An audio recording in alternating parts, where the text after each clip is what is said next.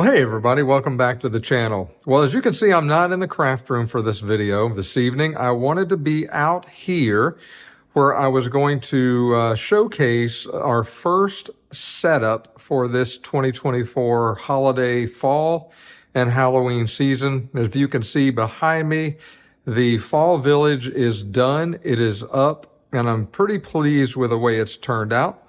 I wanted to kind of give you a rundown of it, of what kind of the final 24 hours of getting it completed and what I've done, and just kind of showcase it to you as our first official decorating for the 2024 season. I'm pretty excited about that. And so with that, let's jump off the tripod and take a look at the 2024 Fall Village. You can see from a distance, this is what the display is kind of designed to look like. Just notice how I told you in the very beginning of making this video that we were sort of limited on space, and I had the idea of putting some fall leaves with some pumpkins in each corner with those lights, and then obviously we've got the rest of the village in there. And so I'm very pleased with about the 6 foot in length of this village. It looks absolutely perfect on the countertop here. And so let's walk in and take a closer look. So this is the piece here, obviously, with the apple barn and the make and take scarecrow shack. You can see the resin pour does not look bad. It certainly reflects light, just like you would hope that it would. So not too awful disappointed there. I think it looks pretty good. We've got the young lady that owns the apple barn, or at least works at the apple barn, kind of standing down here by the pond, kind of showcasing some of the stuff that they're selling up at the top of the hill. As we go up to the top of the hill, you can kind of see there's a lot of fall foliage down on the ground. That is all permanent. That is not coming up. And now if I hit it real hard, I imagine it would come off. It's all been glued down with glue water mixture, dropped over it, and then allowed to dry. And then we come up to the apple barn and got 2 little apple containers sitting out there as part of the accessories there. I did like the way the trees look. Now, I linked to the trees that I bought on Amazon in yesterday's video. So part 4, if you want to go back and watch that, if you like these trees, there's a link to them in part 4 where I found them on Amazon. I absolutely love them. I basically took a hot wire foam tool from the Hot Wire Foam Factory and made just a small little hole and just slid those right down in it. By doing that, I found that it kind of melts the foam around there and hardens it up so it's not going to flake off. This is the pink foam anyway, but it's not going to really to peel off, and it's not going to flake off, and they just go down in there real easy and should last for many years like that. And as we come down from the make and take scarecrow shack, I'm not thrilled with the light in there. See if I can kind of focus right there on the light. Maybe no such luck, at least now anyway. But it's a little bit bright. I was looking for maybe a yellow or an orange light to go in there, probably yellow. But I don't have one handy, so you kind of get what you get there. And it looks okay. Doesn't look too bad. And then we've got sort of a makeshift, sort of a little pumpkin. Not really a pumpkin patch. I mean, I guess it is, but all of these pumpkins have been carved and really well, I might add, and kind of on display there. I may end up putting some more pumpkins in there. I may take those out and put just a simple pumpkin patch in there. I'm not exactly sure yet, but that's what it looks like now. And then as we come on down, and then also I forgot these lights, these old style lights work out just perfectly. They fit in there just like I would hope. I was hoping that they would, so I'm very pleased with those. And then as we come down the hill and into the second phase of the platform, and this is really the center section. You've got another one of those older lights there to sort of illuminate the walkway. You've got Patty and one of her clients there buying a pumpkin, and you can see Patty's pumpkin patch in the background. I love the way this turned out. Absolutely love this. This was the whole reason behind, for me, building this fall display, was to kind of showcase some lit up jack-o'-lanterns, a bunch of fall stuff, the cornstalk lights, the Pumpkin Patch Farm sign. You've got the pumpkin tower with the annual pumpkin festival in the background, and then it's just, to me, it just screams fall and nostalgia. As we continue to come on across, you can see the honey hive back there. You can see another Department 56 accessory. It actually goes with a scarecrow house, which unfortunately I do not have yet, but figured might as well, it's a perfect accessory to put into a fall display. Another one of those lights with some vintage Department 56 pumpkins, a couple of accessories for the honey hive. And then as we kind of come back up, you can see the trees behind and a couple of those bushes. Those are floral picks from Michaels. You've seen me do a video on those. And so that's how the center section looks. Absolutely love it. It is, to me, the perfect centerpiece for this display. And then as we continue to come up the hill, you can see the seam's pretty good. The where everything connects is not too shabby. Looks pretty good. Coming up the hill here, we've still got some fall foliage on the ground. Got another one of those pumpkins.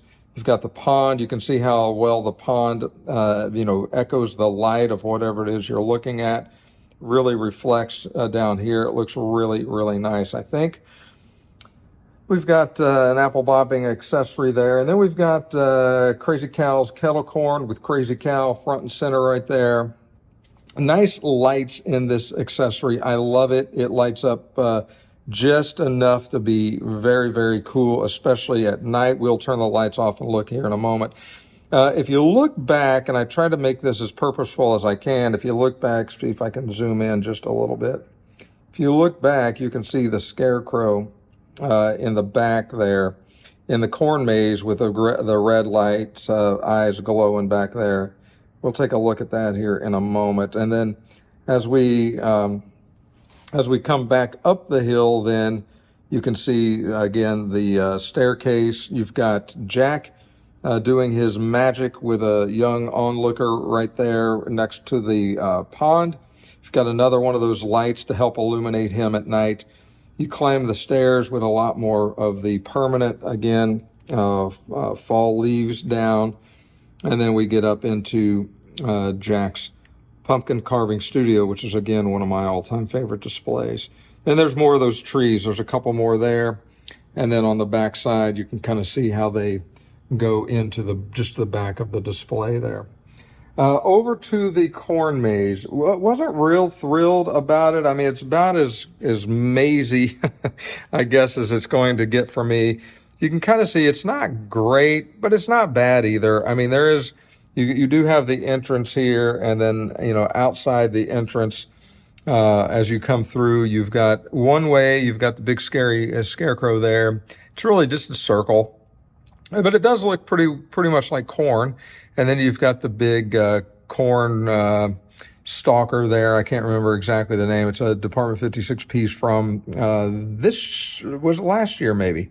This year or last year, regardless, one of my favorite pieces for this type of, it fits absolutely perfect in there. It's a corn scarecrow with a pumpkin head on it. And you can see how the corn resembles the corn that we've kind of planted in the back. And so that's sort of how the corn maze is taking shape. Not too bad. And I think it gets the job done and represents a corn maze pretty well. I mean, you're going to certainly know what you're looking at when you see it. Okay, so then in the back, all this garland, this is this real cheap garland from Michaels. I think we had that last year or maybe the year before that. It's very cheap. I think we even got it on sale, so probably $6 or so a strand, maybe even less. And you see how it hides every single cord in the back of the display. There's nothing showing at all cord-wise. And so that, to me, is just the icing on the cake. That's exactly the way I was hoping that this would look. Obviously, we've got everything on timers. You can kind of see them in the back with a little blue light there. We've got one on the left, and then again, one on the right. So those look and work absolutely well. You can also see that there's no wires to be seen on any of the street lights. They go straight down through and then right out to the back. No wires to be seen. Now these, the pumpkin, the apple barn rather, and the make and take scarecrow shack, the cords just simply drop off the back. Patty's pumpkin patch however, kind of goes, and you won't be able to see it because it's dark back there, but it goes down through and then out the back. And then same thing with a honey hive. I don't think we're going to be able to see it, especially at this angle, but you can kind of see the hole right there at the back, and that's where the plug goes right down through. No one would be the wiser.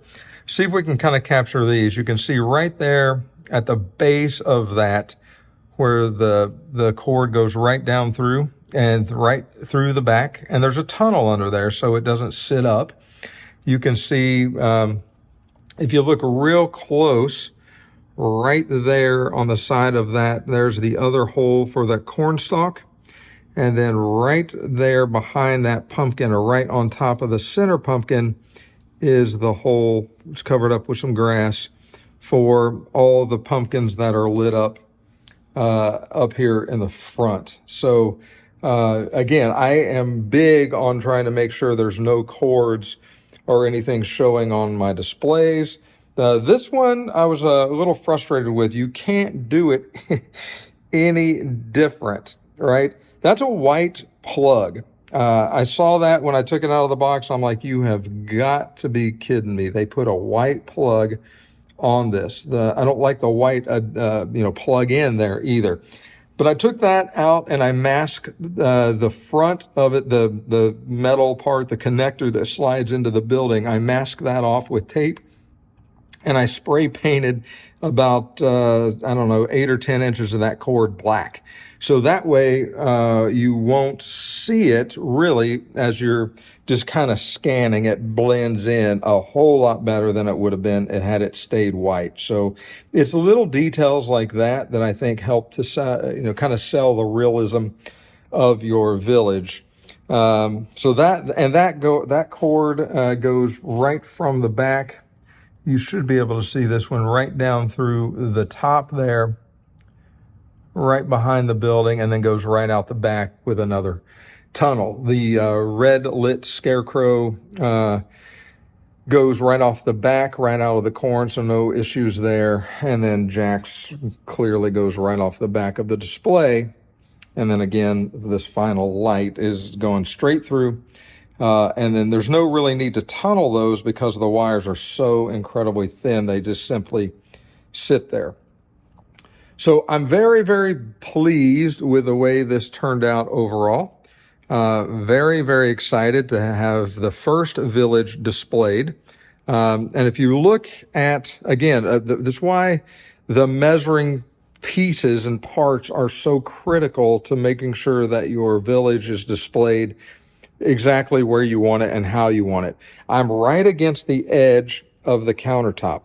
And that gives me just enough. Now, these are pushed. I cannot push these back any further. I mean, I'm pushing on that. It is stuck. That's as far back as it's going because it's pushed directly up against the surge protector in the back. And so it is critical that you measure your area that you're going to display. Otherwise, you'd have a display that's hanging off the front of the cabinet. Mine's not hanging off the front of the cabinet. There's a few little pieces that are protruding out just a little bit. I mean, maybe a quarter of an inch, if that.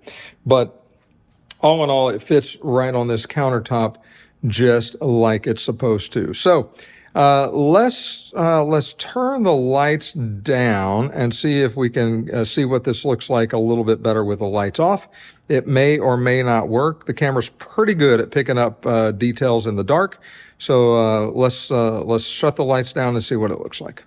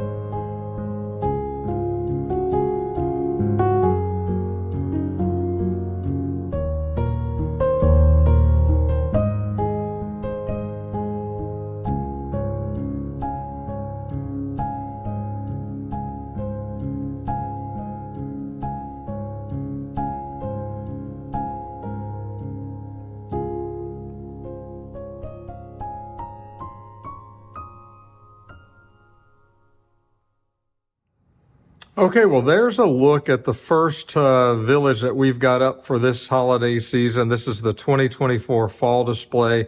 This has been a long time coming, folks. I've wanted to do a fall display for now a couple of years at least. Just didn't have the time to get around and do it, but I'm very pleased with this one. I think it looks incredibly classy, incredibly nostalgic. It's got a lot of cool pieces from my collection. There's a couple of them that I just love, and so it's really nice when you put something together and then you step back and look at it and you're just like, that looks really, really nice. And so I'm very, very pleased with the way this one turned out. You guys have got to see this kind of transform from the very beginning, the idea, all the way up to the actual display for this year. So hopefully you've enjoyed the journey leading up to today. If you have, please make sure that you click the like button. Leave me a comment. Let me know what you think of the display. Let me know what you like or what you don't like or what you think could have been done better. I love to get feedback and constructive criticism. Obviously, it helps us all to grow by doing that. And if you haven't subscribed to the channel, please consider doing so. It certainly helps me out. It keeps me motivated to keep coming back and producing these videos for you to enjoy. And make sure you click the bell icon, and that way you get notified every time a new video comes out. You don't have to guess or keep coming back and checking the channel. It'll automatically tell you and direct you to the new video. So got a couple things in store coming up, more to follow on that on the next video. So until we talk again, take care of yourselves, and we'll see each other again real soon.